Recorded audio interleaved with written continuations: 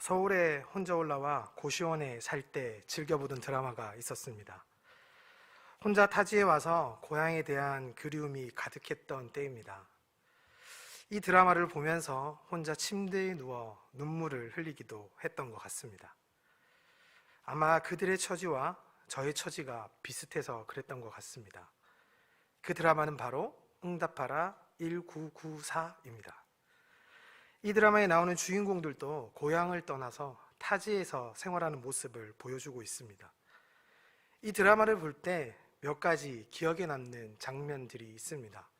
그 중에서도 꼭 제가 신방을 할 때나 사역을 시작할 때에 사용하는 한 장면이 있습니다. 주인공이 그 친구들에게 하는 질문입니다. 질문은 다음과 같습니다. 제가 최대한 리얼하게 질문을 해보도록 하겠습니다. 내가 이사를 했어. 근데 그 집이 새 집이야. 문을 닫으면 페인트 냄새가 나고 머리가 너무 아프고, 그렇다고 문을 열면 매연이 들어와서 계속 기침이 나. 이때 내 남자친구가 들어왔어. 내가 물었지. 자기야, 문을 여는 게 좋겠나 닫는 게 좋겠나? 자, 여러분들은 과연 어떻게 대답을 하시겠습니까?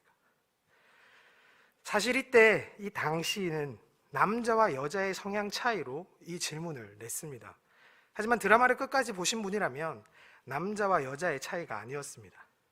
그리고 요즘으로 이 문제를 가지고 오면 이 문제가 됩니다. 바로 MBTI의 F와 T의 차이입니다. 아무튼 여러분들은 이 질문에 어떻게 대답을 하실 것 같습니까?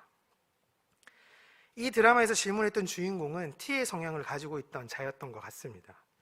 그러니 주인공이 말하는 흔히 요즘 T에 속하는 사람들의 대답은 다음과 같습니다.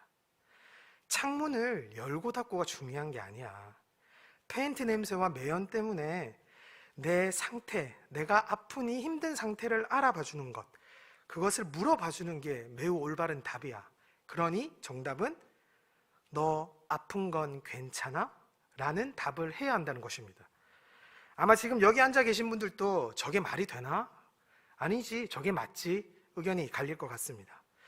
사실 저는 이 당시 창문을 반만 닫으면 안 되나? 이런 말도 안 되는 생각을 하기도 했습니다.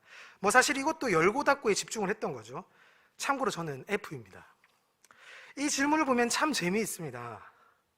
왜 저렇게 질문을 할까? 왜 이걸 못 알아들을까? 이렇게 반응할 것입니다. 물론 사람들은 다 같을 수 없습니다. 다르고 차이를 나타내며 살아가게 되죠. 하지만 이들이 그럼에도 아름답게 살아갈 수 있는 것은 서로를 이해하고 그들의 진정한 의미를 알아가기 위해 노력하고 그 마음을 알아주기 때문입니다. 그 마음을 알아줄 때 가장 중요한 것이 무엇입니까? 올해 우리 교회 주제와 매우 비슷한 것 같습니다. 함질함울입니다.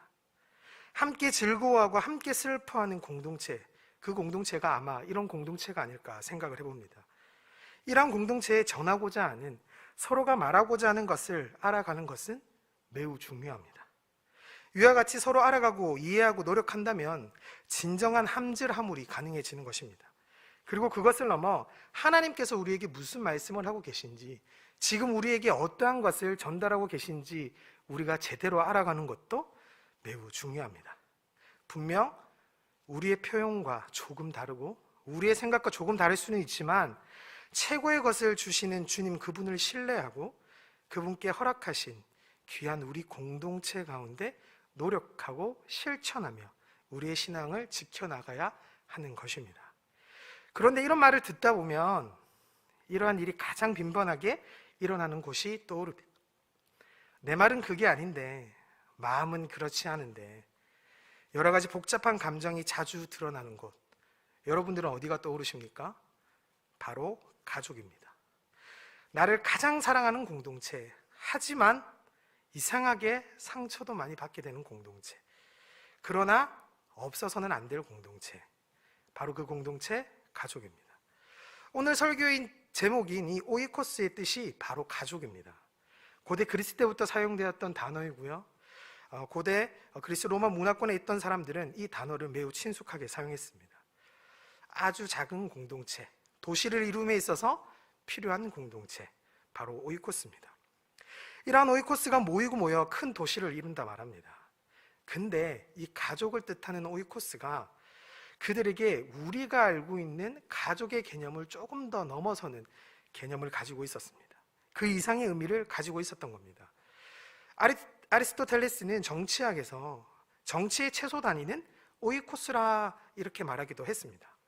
이처럼 우리가 너무 잘 아는 식구라는 의미 이외에도 함께 재산, 노동, 전통 등을 함께 공유하는 공동체를 의미하기도 합니다.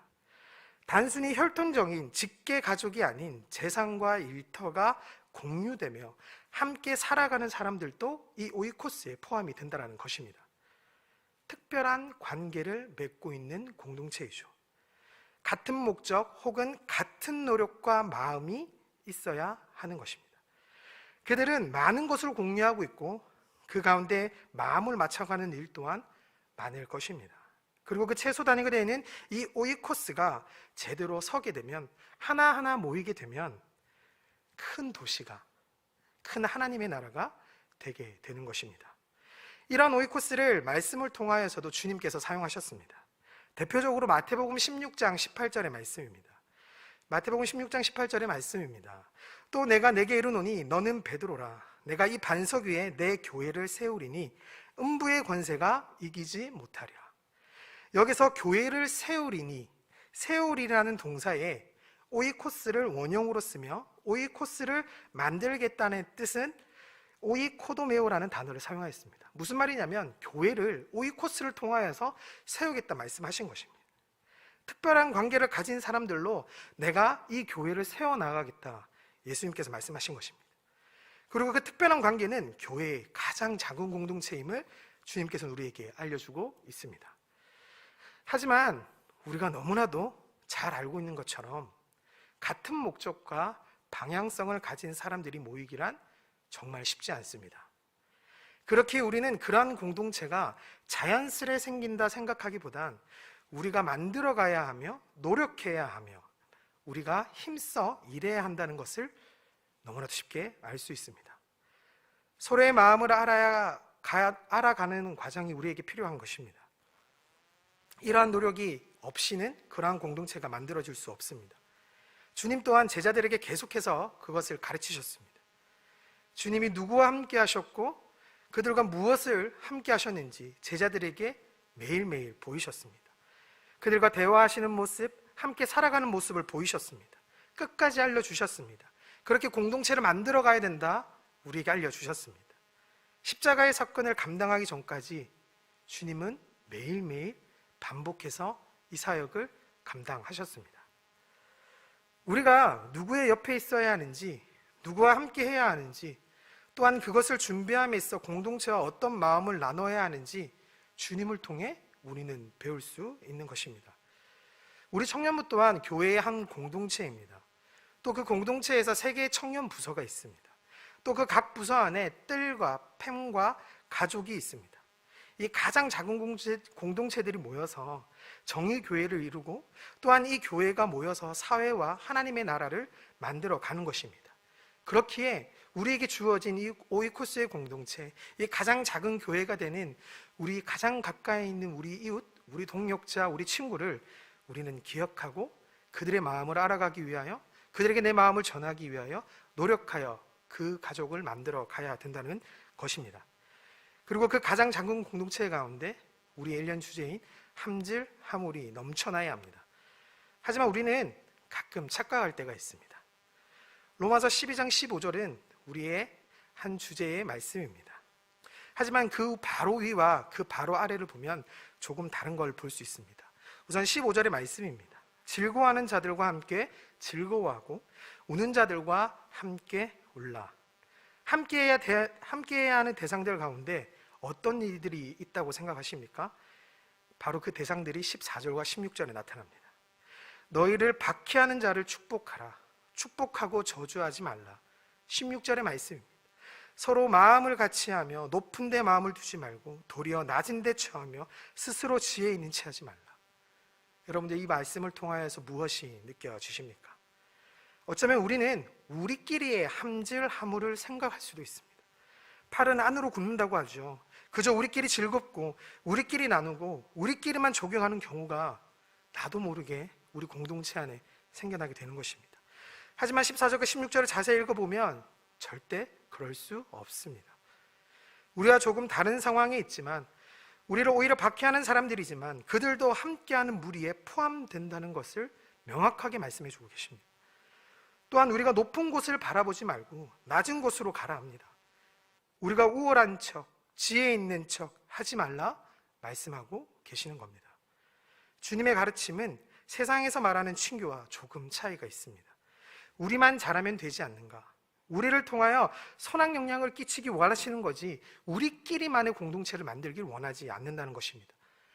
가장 작은 오이코스, 우리의 뜰과 펜과 가족을 통하여서 우리 주위에 있는 모든 사람들에게, 우리와 함께하는 모두에게 즐거움과 슬픔을 함께 공유할 수 있어야 된다는 것입니다.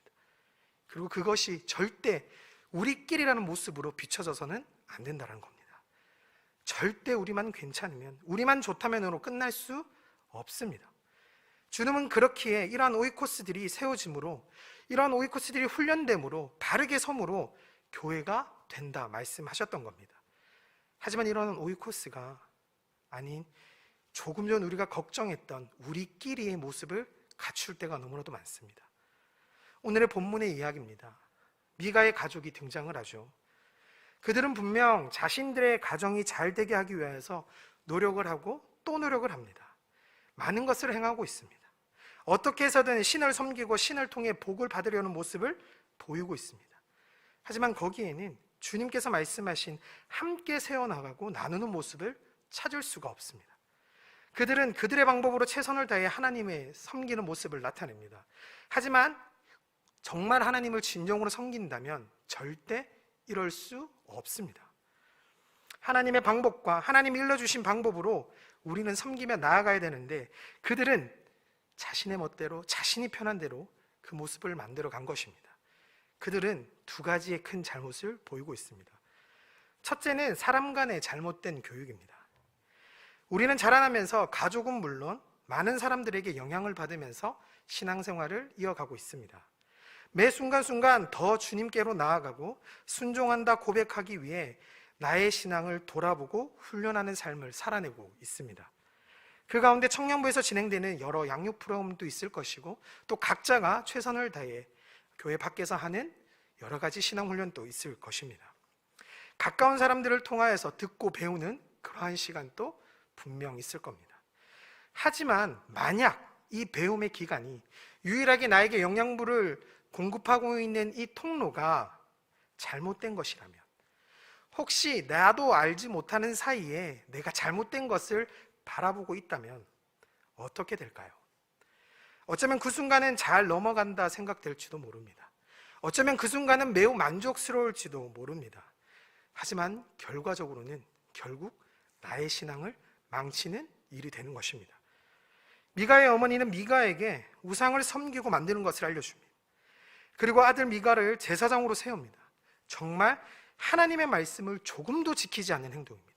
하지만 인간의 생각으로 짜내어 낼 수 있는 축복의 통로의 최고의 방법이기도 했습니다.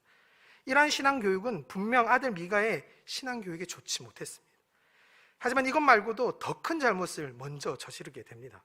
2절의 말씀을 다시 한번 보도록 하겠습니다. 그의 어머니에게 이르되 어머니께서 은 1,100을 잃어버리셨으므로 저주하시고 내 귀에도 말씀하셨더니 보소서 그 은이 내게 있나이다. 내가 그것을 가졌나이다 하니 그의 어머니가 이르되 내 아들이 여호와께 복받기를 원하노라 하니라. 어머니가 돈을 잃어버리고 저주를 하는 모습을 보입니다. 하지만 그 돈을 다시 돌려주자, 아니 그 돈을 훔쳐간 이가 자신의 아들인 줄 알자 태도가 돌변하게 됩니다. 그것을 가져다 주었다며 축복을 하게 되는 거죠. 여러분들은 무엇이 느껴지십니까? 너는 내 사람이니까, 나의 아들이니까 괜찮아 라는 느낌이 들지 않습니까? 이 말씀 또한 그렇습니다. 미가의 어머니의 잘못된 교육관을 볼 수 있습니다. 미가의 어머니는 자신이 저주를 퍼붓고 그것이 얼마나 잘못된 것인지를 가르쳐야 되는 상황에 내 아들이기에 태도를 돌변하는 겁니다.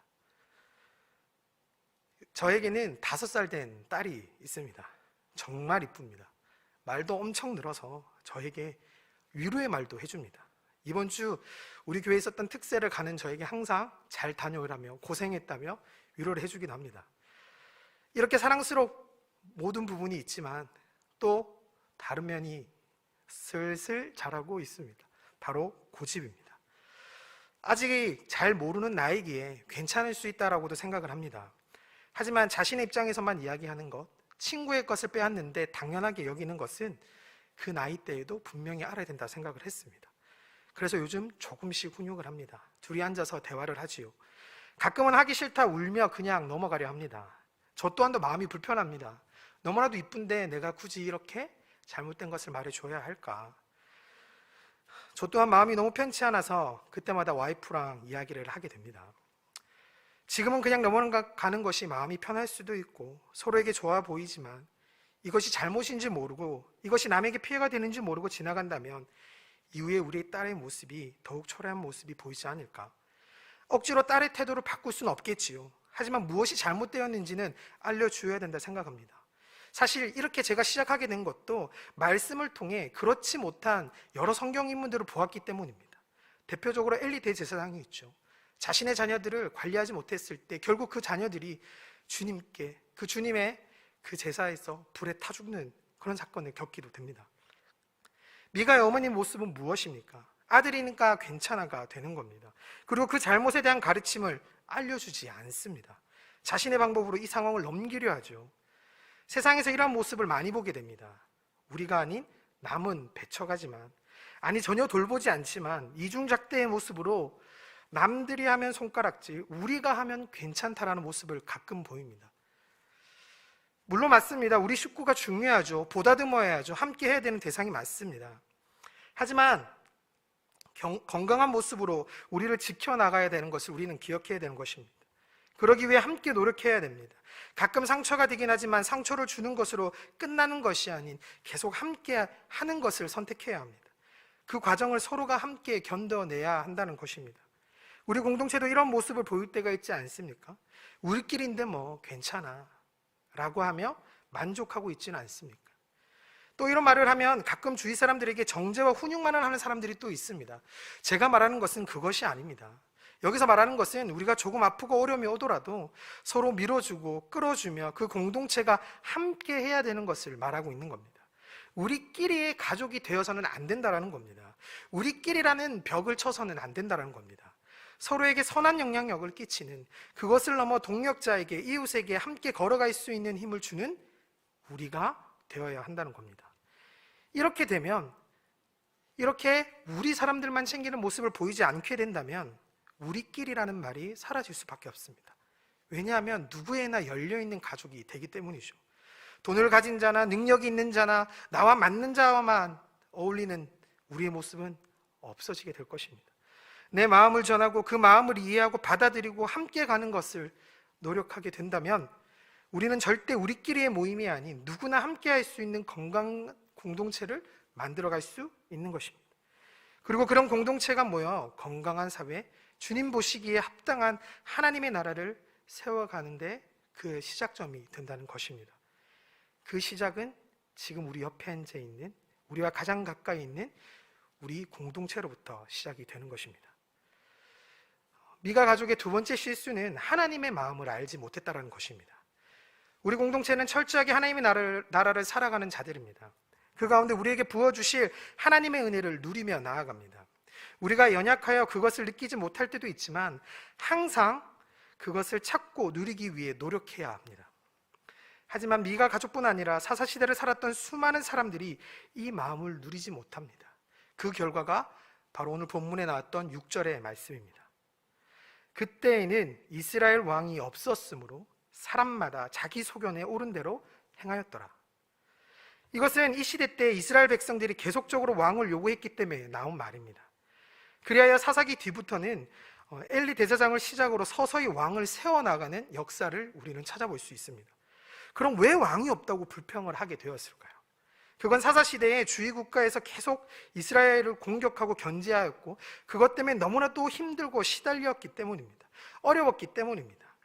당시 우리에게 주변 국가와 같이 왕이 없어 이러한 일이 벌어진다 결론을 내렸기 때문입니다.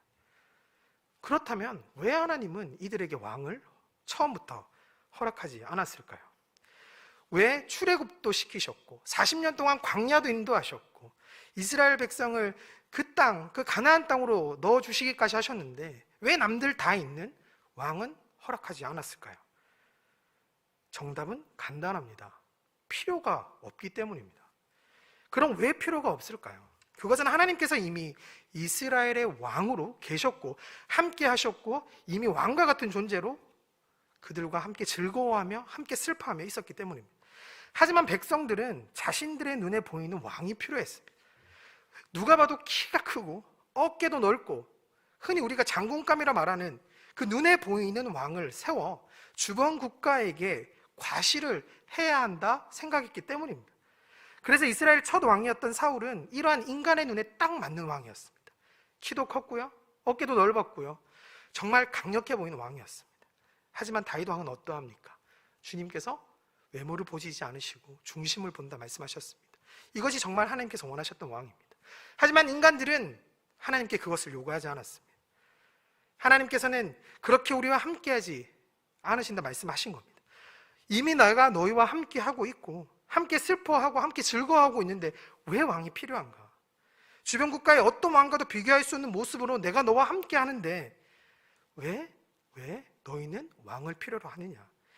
이스라엘 백성을 인도하셨고 그 인도관도 훈련시키셨으며 한민족으로 살기에 부족함이 없게 만드셨는데 왜 이스라엘 백성은 왕을 요구했을? 하나님은 너무나도 마음이 아팠을 것 같습니다. 그런데 여기서 또 질문을 해봅니다. 그럼 주변 국가의 공격이 없었으면 백성들이 이렇게 힘들지 하지 않았을까요?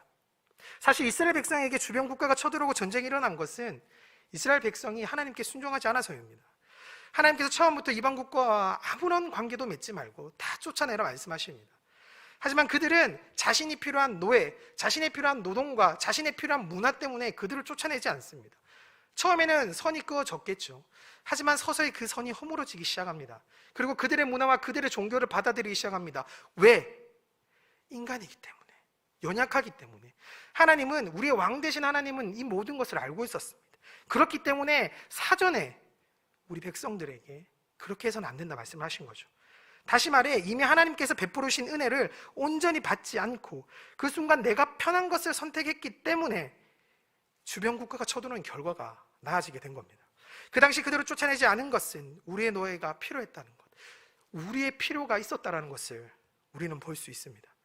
하지만 시간이 지나게 되면서 그들의 우상을 섬기게 되는 모습을 우리는 너무나도 명확하게 보게 됩니다. 그럼에도 하나님은 이 백성을 버리지 않으셨습니다. 사사기를 읽어보면 이상한 규칙적인 순환이 계속적으로 돌아갑니다. 이스라엘 백성이 타락을 합니다. 그리고 하나님께서 심판을 하시죠. 그러면 백성들이 회개를 합니다. 그러면 한 번도 빠짐없이 하나님께서 그 백성들을 구원하십니다. 그 구원하는 가운데 가장 알맞은 사사를 세워서 구원을 하십니다.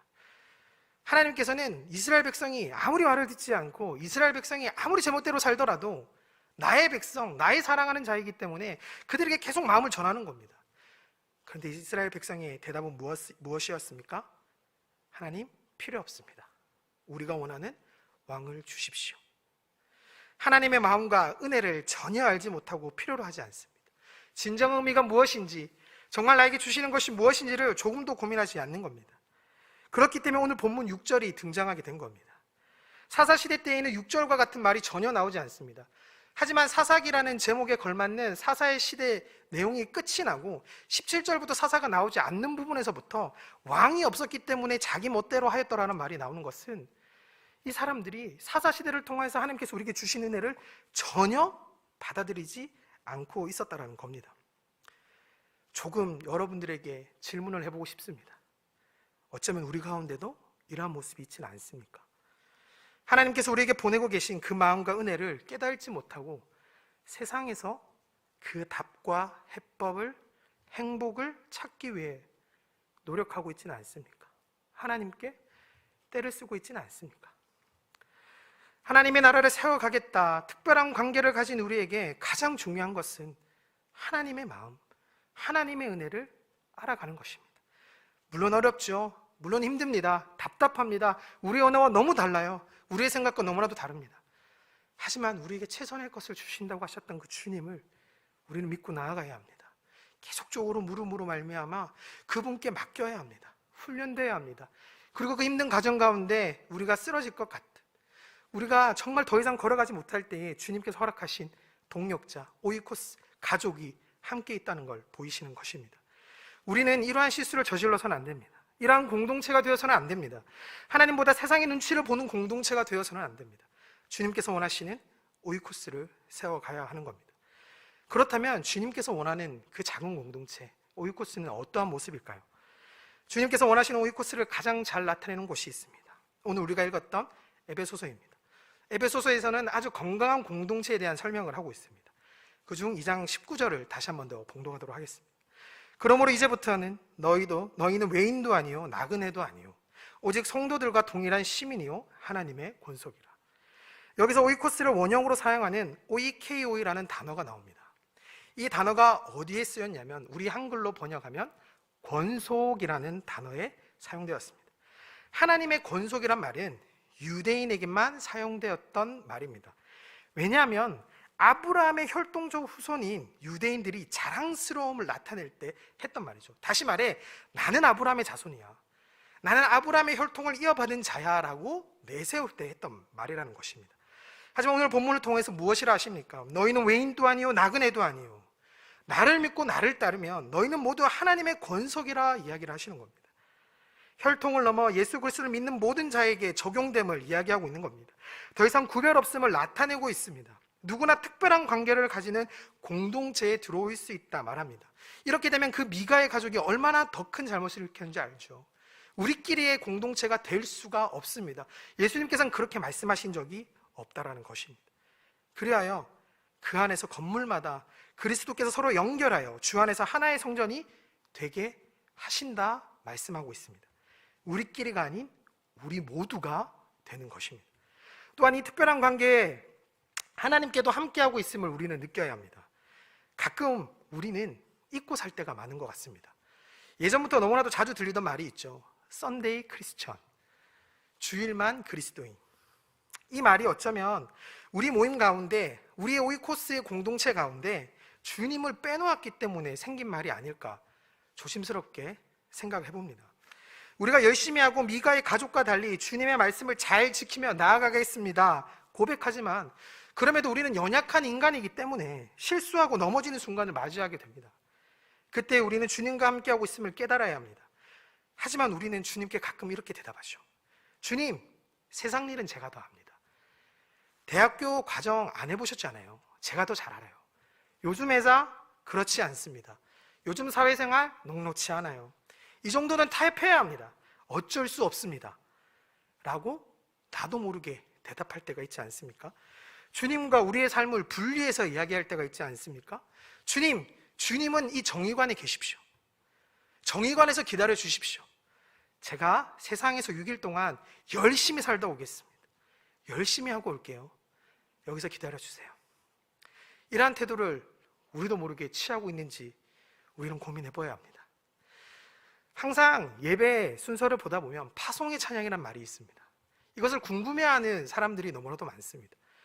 꼭 교회에 파송의 찬양을 넣는 이유는요, 예배로서 하나님과의 관계가 끝나는 것이 아니라 여러분들을 세상으로 파송한다, 각자의 자리로 파송한다. 하지만 여러분들만 파송하는 것이 아니라 이 자리에 함께 했던 그 성령님과 함께 나아간다는 것을 상징하고 의미하고 또 여러분들에게 힘과 용기와 또 그 은혜와 그 사랑을 전하는 것입니다. 주님은 언제나 우리와 함께 하시는 거죠.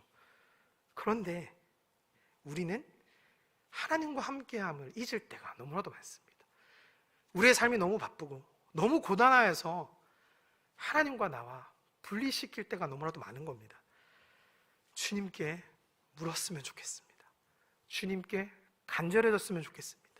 주님만 먼저 외치는 그 여유와 그 용기와 그 힘이 우리 삶 가운데 있었으면 좋겠습니다. 이렇게 주님이 원하시는 오이코스의 삶을 살아가다 보면 우리의 삶에 반드시 변화가 찾아옵니다. 그중 가장 처음은 하나님과 함께한 우리가 세상의 흐름을 따라가지 않게 됩니다. 하나님의 말씀을 더욱 가까이 하죠. 요즘 청년들에게 가장 큰 고민을 물어보면 그 세상에서 급속하게 변하고 있는 흐름을 따라가기 위해 무단한 노력을 하고 있는 어려움을 듣게 됩니다. 너무나도 많은 이야기가 나오죠. 부동산 이야기도 나오고요, 정치 이야기도 나오고요, 또 많은 주식과 많은 물질적인 것들의 이야기가 나오게 됩니다. 그 세상의 흐름을 따라가지 말라는 것이 아닙니다.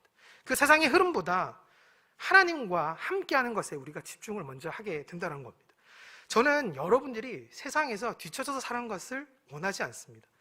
하나님과 함께함으로 세상에 앞장서는 우리 그리스도인이 되길 원하는 겁니다. 갈수록 세상의 모임과 교회 모임이 구분하기 어렵다 말하는 사람들도 많습니다. 오히려 많은 청년들은 교회 공동체 모임보다 밖에서 만나는 모임이 훨씬 유익하고 훨씬 내 삶에 이익이 된다 말합니다. 무엇 때문에 그럴까요? 사실 저도 듣고 있다 보면 청년들의 말이 맞아요. 저 같아도 세상의 모임에 더 집중할 것 같아요. 그런데 그런 저에게, 그런 여러분들에게 질문을 하나 해보고 싶습니다. 여러분들 교회 공동체의 목적이 무엇입니까? 또 다른 질문을 던져봅니다. 혹시 여러분들과 함께 신앙생활을 하는 동역자들과 신앙에 관한 이야기를 얼마나 나누고 계십니까? 뜰, 팸, 가족 모임이 아니고서야 신앙적 이야기를 나눈 시간이 얼마나 있습니까? 코로나 기간 나는 누구와 얼마나 신앙에 관한 고민을 나누었습니까? 우리가 공동체로 살아간다는 것은 함께 나눌 사람들이 있는 것이고 세상과 비교할 수 없는 은혜를 누리는 시간입니다. 세상의 기준과는 달리 봐야 합니다.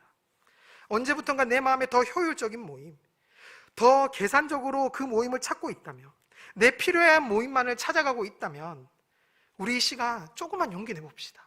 다 내려놓고 어떠한 세상적 이익이 없다 할지라도, 만족이 안 된다 할지라도, 조금은 답답할지라도, 심심해 보이며 재미없어 보일지라도 하나님의 이야기를 나누는 시간, 전혀 내가 사회에서 만날 수 없는 사람들과, 전혀 내가 내 직장에서 만날 수 없는 사람들과 하나님의 이야기를 나눌 수 있는 공동체, 하나님에 관한 그 신앙의 이야기를 나누고 같이 눈물을 흘리고 같이 즐거워할 수 있는 그 공동체, 그 공동체를 가질 수 있으면 얼마나 좋을까요? 아니, 반드시 가져야 합니다.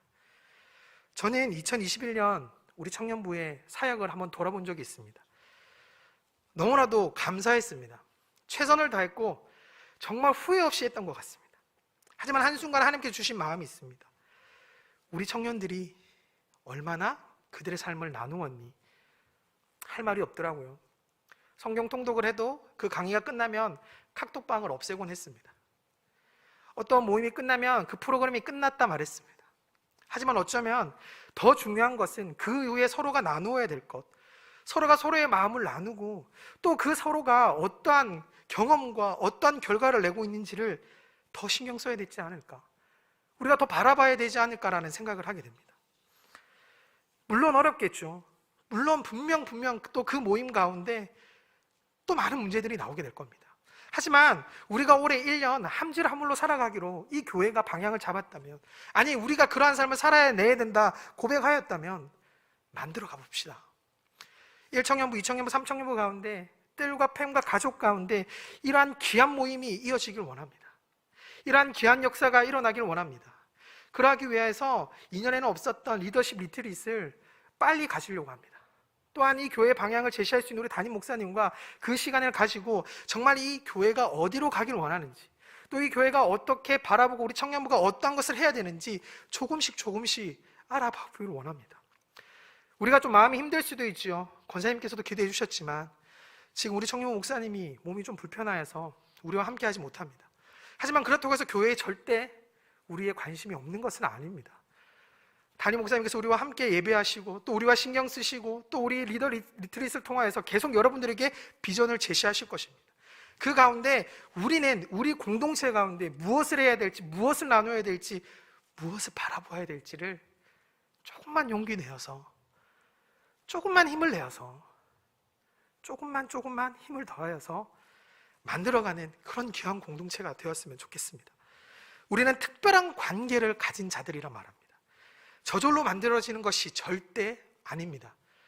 우리 공동체 가운데 우리의 노력이, 우리의 기도가, 우리가 그 실천함이, 우리의 그 과정이 있어야지만 그 공동체가, 그 오이코스가 예수님께서 교회를 세우시기에 필요했다던 그 오이코스가 세워짐을 정말 고백하며 나아갑니다. 간혹 이 말을 들으면 또 이렇게 다급하는 분들이 있습니다. 저는 이미 하고 있습니다. 그런 분들에게 또 다른 도전을 해보고 싶습니다. 또 다른 새로운 사람과 오이코스의 공동체를 만들어 가십시오. 오이코스는 하나만 속해 있는 것이 아닙니다. 그 작은 공동체, 같은 목적을 가진 사람들을 계속 부풀려 가십시오. 가족이 늘어나고 그 작은 공동체가 더 많이 모여지게 될 때에 우리 교회에 정말 주님께서 은혜를 부어주시는, 복이 넘치는, 나눔이 넘쳐나는, 또한 우리가 한 마음으로 나아갈 수 있는 그 공동체를 허락하실 줄 믿습니다. 둘째는 우리 삶의 변화에 중보의 힘이 찾아오게 됩니다. 서로를 위한 중보는 분명 상대방을 위한 우리의 마음과 바람입니다. 그리고 하나님께 간구함도 있지만 달리 보면 하나님께서 우리를 바라보실 때 어떠한 마음일까를 또 우리가 간접적으로 체험할 수 있는 시간이기도 합니다. 간접적으로 그 시간을 체험할 때에 나에게 큰 은혜가 오게 됩니다. 서로에게 조금 다른 모습, 다른 생활, 다른 것들을 하고 살아가고 있지만 나의 마음이 어떻게 향하고 있는지, 또 다른 이가 나에게 어떠한 마음으로 나아오는지 알아갈 수 있는 공동체에서는 꼭 필요한 시간입니다. 서로를 위한 중보가 우리 공동체 안에 가득했으면 좋겠습니다. 그러한 가운데 위에서 본 미가의 가족과 같은 모습이 아닌 에베소서를 통해 우리에게 알려주신 하나님의 권속으로 모퉁이 돌 대신 예수 그리스도와 함께 성전을 세워나가는, 그 누가 와도, 그 누가 다른 모습으로 와도 하나의 성전을 세워가는 그러한 삶을 살아가는 우리 공동체가 되길 축복합니다. 그리고 그것을 세워가면서 우리 교회 주제와 같이 정말 슬퍼하는 자를 혼자 두지 않는, 기뻐하는 자와 더 기뻐할 수 있는 그러한 공동체가 되길 간절히 소망해 봅니다. 그래야 할 때 주님께서 우리와 언제나 함께하고 있음을 우리는 느낄 수 있게 됩니다. 그리고 주님 보시기에 기쁜 교회를 세워나갈 수 있을 줄로 믿습니다. 우리가 이러한 수고를 해야 되는 이유는 예수 그리스도께서 이러한 삶을 보이셨기 때문입니다. 주님께서 그러한 삶을 살아내셨고 우리도 그러한 삶을 살기를 원하셨고 우리에게 그러한 삶을 살 수 있는 힘을 허락하셨습니다. 우리가 알고 있는 십자가의 사랑, 주님께서 어떠한 마음으로 우리를 위해 십자가에 매달리셨는지, 또한 우리에게 무엇을 보이시려고 부활하셨는지 우리는 절대 잊어서는 안 됩니다. 그렇기에 힘들고 어렵지만 오이코스를 세우는 삶 가운데 우리는 하나님의 능력을 체험할 수 있는 귀한 시간을 보내게 될 것입니다. 우리 공동체에 각자에 맞게끔 임하시는 주님을 보게 됩니다. 또한 그것을 이겨낼 힘이 없어 슬퍼 쓰러지라 할 때에도 끝까지 갈 수 있는 힘을 주십니다. 모두가 함께 할 때 혼자서는 할 수 없는 것을 감당할 수 있게 하십니다. 그리고 그 가운데 찬양과 말씀, 그리고 기도가 끊어지질 않길 원합니다. 이 모든 것의 시작이 우리끼리의 모임이 아닌, 세상의 모임이 아닌, 이익만을 추구하는 모임이 아닌 모두가 함께하는 공동체 오이코스로부터 시작되길 축복합니다. 2002년이 시작된 지 이제 막 1주가 지났습니다. 아직 새로운 해를 받아들이고 나아감에 있어 어색함이 조금 남아있을지도 모릅니다. 새해 계획도 아직 세우고 있을지도 모릅니다. 이러한 때에 올 한해 우리가 꼭 지켜야 할 다짐을 다시 한번 기억해 보셨으면 좋겠습니다. 정말 주님, 그저 친목을 위한 모임과는 다른 공동체를 만들어갈 수 있도록 힘을 더하여 주시옵소서. 아무리 어렵고 힘든 상황일지라도 멈추지 않고 우리를 통하여 세워나가실 주님을 따를 용기를 주옵소서. 정말 진심으로, 전심으로 함께 즐거워하고 함께 슬퍼하는 공동체가 될 수 있도록 은혜를 더하여 주옵소서. 이 고백이 멈추지 않는 올 한 해가 되길 원합니다. 우리를 통하여 하나님의 나라를 세워나가실 그 계획하심에 기대하며 기도하며 나아갑니다. 그 가운데 진정으로 함께 즐거워하며 함께 슬퍼하는 기쁨과 소망이 있길 간절히 축복합니다.